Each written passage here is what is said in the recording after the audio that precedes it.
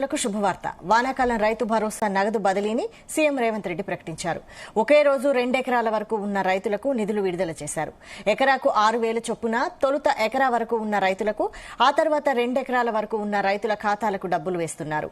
మొత్తం 2 ఎకరాల లోపు ఉన్న 41.25 లక్షల మంది రైతులకు సంబంధించిన 39.16 లక్షల ఎకరాలకు 2,349.84 కోట్ల రూపాయలను బదిలీ చేశారు.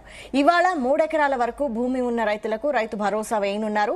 మరోవైపు కొత్త రైతులకు రైతు భరోసా పథకంలో చేర్చేందుకు ఈ నెల 20వ తేదీలోపు తమ పేర్లు నమోదు చేసుకోవాలని ప్రభుత్వం కోరింది.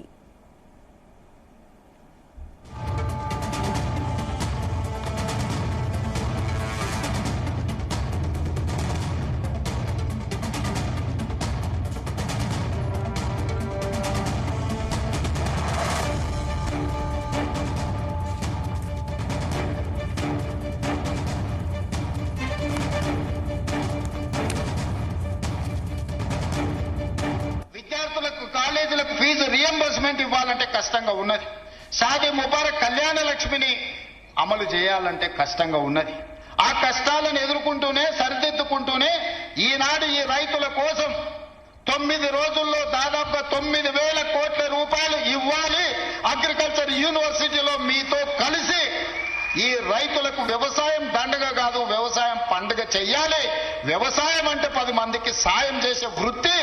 వాళ్ళు కష్టాలలో ఉండి వాళ్ళు కాలిపోతున్న 10 మంది కడుపు నింపాలని ఏ రైతాంగం కష్టపడుతుందో ఆ రైతాంగానికి రైతు భరోసా పథకం ద్వారా ఈనాడు ప్రారంభించి 9 రోజులు తిరిగే లోపల దాదాపుగా 9,000 కోట్ల రూపాయలు 1,49,00,000 ఎకరాలకు 70,11,984 మంది రైతులకు రైతు భరోసా పథకం కింద నగదు బదిలీ చేయడానికి ఈరోజు ఇక్కడికి వచ్చిన మిత్రులారా, అదేవిధంగా వ్యవసాయానికి ఉచిత విద్యుత్తు కావచ్చు, అదేవిధంగా రైతులు పండించిన పంట కొనుగోళ్లు, దాంతో పాటు బోనస్ కావచ్చు, అదేవిధంగా రైతు బీమా కావచ్చు.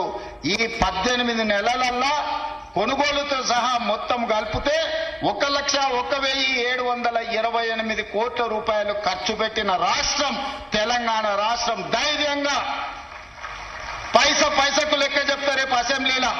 18 నెలల్లో రైతులు పండించిన పంటకు గిట్టుబాటు ధరతో పాటు బోనసు, రుణమాఫీ, రైతు బీమా, రైతు భరోసా కలిపి 1,00,000 కోట్ల రూపాయలు ఖర్చు పెట్టిన ప్రభుత్వం ప్రజా ప్రభుత్వం, మన ప్రభుత్వం. ఇదే అంశంపై మరిన్ని updates chief news coordinator Radhakrishna అందిస్తారు. రాధాకృష్ణ. Good morning Vaishali. రైతులకు, తెలంగాణ రైతాంగానికి రాష్ట్ర ప్రభుత్వం శుభ వార్త చెప్పిందని చెప్పవచ్చు. సో వానాకాలం సంబంధించి పెట్టుబడి సాయం కింద అన్నదాతలకు అందించే రైతు భరోసా నిధులను వరుసపెట్టి రైతు అకౌంట్లలో జమ చేస్తున్నారు. సో నిన్న నుంచి కూడా ఈ యొక్క రైతుల అకౌంట్లలో ఈ అన్నదాతకు సంబంధించి పెట్టుబడి సాయం జమ అవుతా ఉంది. నిన్న ఒకటి రోజే 2 ఎకరాల వరకు అన్నదాతలకు పెట్టుబడి సాయం రైతుల ఖాతాలో జమ అయింది. సో నిన్న CM Revanth Reddy professor Jayashankar agriculture university జరిగినటువంటి వేదికలో ఒక రైతు వేదిక కార్యక్రమంలో పాల్గొన్నటువంటి రేవంత్ రెడ్డి ఈ యొక్క కార్యక్రమాన్ని, రైతులకు పెట్టుబడి సాయం అందించే కార్యక్రమాన్ని ప్రారంభించారు.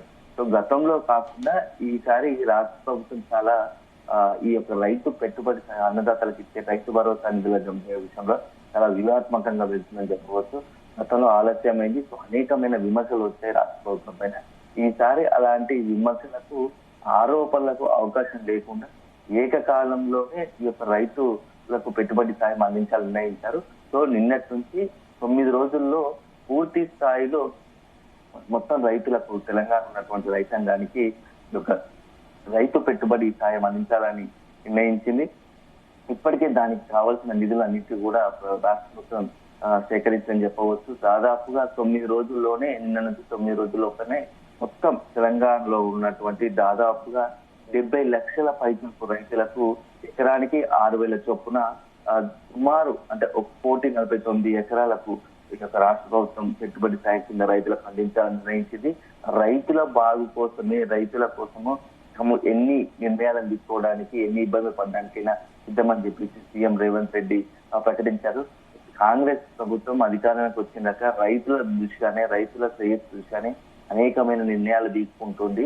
సో కొంత ఇబ్బందికర రాష్ట్ర ప్రభుత్వం ఆర్థిక పరిస్థితి ఇబ్బందికరంగా ఉన్న రైతులను మాత్రం ఒక రోజు కొంత ఆలస్యం జరిగినా వాటిని అన్నింటినీ ఆదుకునే ప్రయత్నం చేస్తుంది, రైతులకు భరోసా నింపే ప్రయత్నం చేస్తుందని చెప్పేసి సీఎం రేవంత్ రెడ్డి నిన్న ప్రకటించారు. రాష్ట్ర ప్రభుత్వం కాంగ్రెస్ ప్రభుత్వం వచ్చాకే రుణమాఫీ చేస్తాము, ఏకకాలంలో ఇప్పుడు పెట్టుబడి సాయం కూడా అందిస్తున్నామని చెప్పేసి చెప్పారు. సో దాదాపుగా 9,000 కోట్లు 9,000 రోజుల్లోనే ఈ రైతులకు అందరి ఖాతాల్లోనే పెట్టుబడి సాయం కింద అందించాలని నిర్ణయించారు. సో దీనికి కూడా ఎలాంటి అంటే రిస్ట్రిక్షన్స్ లేకుండా, కండిషన్స్ లేకుండా మొత్తం అందరి రైతులకు యొక్క పెట్టుబడి సహాయం అందించాలని నిర్ణయించింది. సో మొత్తంగా ఈ రైతులకు పెట్టుబడి సహాయం కింద అందిస్తున్న నిధులు నిన్న నుంచే జమ అవుతా ఉన్నాయి. దీంతో కొంత రైతులకు కూడా ఆనందం వ్యక్తం చేస్తుందని చెప్పవచ్చు. గతంలో లాస్ట్ టైం జరిగినటువంటి పెట్టుబడి ఏదైతే ఎండాకాలకు సంబంధించినటువంటి ఆ టైంలో పెట్టుబడి సాయం కింద ఇచ్చినటువంటి నిధుల కొంత అందరికీ అందలేదని కొంత రైతుల్లో ఆందోళన, ఒక రకమైన ఆందోళన ఉండేది. సో ఇప్పుడు అట్లాంటి పరిస్థితి రాకుండా కాంగ్రెస్ ప్రభుత్వం రాష్ట్ర సర్కార్ జాగ్రత్త పడుతుందని చెప్పవచ్చు. ఏకకాలంలోనే మొత్తంగా కూడా 9 రోజుల్లో ఈ యొక్క పెట్టుబడి సాయం మొత్తంగా పూర్తి స్థాయిలో పూర్తి చేయాలని చెప్పేసి కాంగ్రెస్ ప్రభుత్వం భావిస్తా ఉంది. రేవంత్ రెడ్డి చాలా ప్రతిష్టాత్మకంగా తీసుకున్నారు. అయితే దీనికి ఒక కారణం లేకపోలేదని తెలుస్తా ఉంది. ఎందుకంటే త్వరలోనే స్థానిక సంస్థ ఎన్నికలు రాబోతున్నాయని చెప్పేసి ఇప్పటికే పెద్ద ఎత్తున ప్రచారం జరుగుతా ఉంది. వారం 10 రోజుల్లోనే నోటిఫికేషన్ రాబోతున్నాయని చెప్పేసి కూడా నిన్న మంత్రివర్గంలో కూడా అంటే మంత్రి అందుబాటులో ఉన్నటువంటి సీఎం రేవంత్ రెడ్డి కొంతమంది సీనియర్ మంత్రులతో భేటీ అయ్యారు. సో అంటే అన్అఫిషియల్ గా అది మినీ క్యాబినెట్ లాగా భావించవచ్చు. ఆ క్యాబినెట్ అలాంటి మంత్రిత్వలో అయినటువంటి భేటీలో ఇక స్థానిక సంస్థల ఎన్నికలపై చర్చ జరిగినట్టుగా తెలుస్తోంది. త్వరలోనే ఈ యొక్క స్థానిక సంస్థలు నిర్వహించాలని నిర్ణయించినట్టుగా తెలుస్తోంది. వారం 10 రోజుల్లోపే ఈ యొక్క ఎన్నికలకు సంబంధించి నోటిఫికేషన్ రాబోతుందని తెలుస్తోంది. సో ఇది మొత్తంగా కూడా పల్లెలకు సంబంధించి పట్టణాలకు సంబంధించింది కాబట్టి ఎన్నికల్లో స్థానిక సంస్థలకు సంబంధించిన అంశం కాబట్టి ఆ లోపే ఈ యొక్క రైతు భరోసా పూర్తి స్థాయిలో వాళ్ళ రైతుల అకౌంట్లో నిధులు జమ చేసిన తర్వాత ఎన్నికలకు వెళ్ళాలని, ఎన్నికల నోటిఫికేషన్ ఇవ్వాలని రాష్ట్ర ప్రభుత్వం భావిస్తున్నట్టుగా తెలుస్తోంది. సో మొత్తంగా ఈ రైతు భరోసా అనేది ఇప్పుడు ఈ స్థానిక సంస్థల ఎన్నికలకు సంబంధించి ఒక గేమ్ చేంజర్ గా రేవంత్ సర్కార్ భావిస్తోంది. సో అందుకోసమే అదను చూసి సమయం చూసి ఎన్నికల ముందు ఈ యొక్క రైతు భరోసాని డబ్బులు రైతుల అకౌంట్లో జమ చేసినట్టుగా మనం భావించాల్సి ఉంటుంది.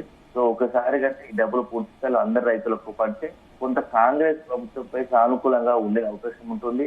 అదే సందర్భంలో స్థానిక సంస్థల ఎన్నికలు వెళ్తే దాంట్లో రాష్ట్ర ప్రభుత్వానికి అనుకూలంగా కొంత ప్రజల తీర్పు వచ్చే అవకాశం ఉంటుంది స్థానిక సంస్థ ఎన్నికల్లో అని రాష్ట్ర ప్రభుత్వం భావిస్తూ ఉంది. ఎందుకంటే చాలా ప్రతిష్టాత్మకంగా తీసుకుంది. ఇటీవల కాలంలో బీఆర్ఎస్ కాంగ్రెస్ మధ్య పెద్ద ఎత్తున మాటల యుద్ధం కొనసాగుతోంది. ఆరోపణలు, ప్రత్యారోపణలు, విమర్శలు. సో మొత్తంగా కూడా ఈ ఎన్నికల తర్వాత కాంగ్రెస్ ప్రభుత్వంలో ప్రజలకు ఎలాంటి అభిప్రాయం ఉంది అనేది ఒక అంచనా వేసుకునే అవకాశం ఉంటుంది. సో దానిలోపే కొన్ని కీలక నిర్ణయాలు తీసుకుంటారు. అందులో ఒకటి రైతు భరోసా అని చెప్పవచ్చు. సో ఇప్పటికే రేషన్ కార్డులకు సంబంధించి నిర్ణయం జరిగిపోయి రేషన్ కార్డులు ఇస్తున్నారు. అదే సందర్భంలో సన్న బియ్యం పంపిణీ చేస్తా ఉన్నారు. సో కొన్ని కీలక నిర్ణయాలు 1 by 1 తీసుకుంటున్నారు. సో ఇవన్నీ అమలు చేసిన తర్వాత పెట్టుబడి సాయం రైతులకు పెట్టుబడి సాయం అందించిన తర్వాత నెక్స్ట్ ఈ స్థానిక సంస్థల ఎన్నికలకు వెళ్ళాలని నిర్ణయించినట్టు తెలుస్తా ఉంది. సో ఇది చాలా అత్యంత కీలకంగా తీసుకుంది. ఎన్నికలకు సంబంధించి ఎన్నికల్లో మంచి ఫలితాలు సాధించాలి, రాష్ట్ర ప్రజల్లో కాంగ్రెస్ కు మంచి ఆదరణ ఉంది అని చూపించుకునే ప్రయత్నము రేవంత్ సర్కార్ చేస్తున్నట్టు తెలుస్తోంది. సో దాంట్లో భాగంగానే ఇప్పుడు ఈ యొక్క రైతు భరోసా నిధుల విడుదల అని చెప్పవచ్చు. సో ఏకకాలంలో 9 రోజుల్లోనే పూర్తి స్థాయిలో ఈ యొక్క మొత్తంగా కూడా ప్రాసెస్ పూర్తి చేసే ఏర్పాట్లలో రాష్ట్ర ప్రభుత్వం ఉంది. అయితే ఒకవైపు ఇలా ఉంటే బీఆర్ఎస్ నుంచి కావచ్చు, బీజేపీ నుంచి, ప్రతిపక్షాల నుంచి కూడా రాష్ట్ర ప్రభుత్వంపై ఆరోపణలు వస్తూ ఉన్నాయి, విమర్శలు చేస్తా ఉన్నారు. మొన్నటి వరకు లాస్ట్ టైం మొత్తంగా రైతు భరోసా ఇవ్వలేదు, కానీ ఇప్పుడు స్థానిక సంస్థలను పెట్టాలని నిర్ణయిస్తుంది కాబట్టి ఇప్పుడు ఇలాంటి నేపథ్యంలో రైతు భరోసా నిధులు ఇప్పుడు జమ చేసి తర్వాత మళ్ళీ ఎప్పటిలాగే చేస్తా ఉంది. సో ఎన్నికల దృష్టిలోనే రైతు భరోసా నిధులు రాష్ట్ర ప్రభుత్వం విడుదల చేస్తా ఉంది. ఇది కేవలం ఎన్నికల స్టంట్ మాత్రమే.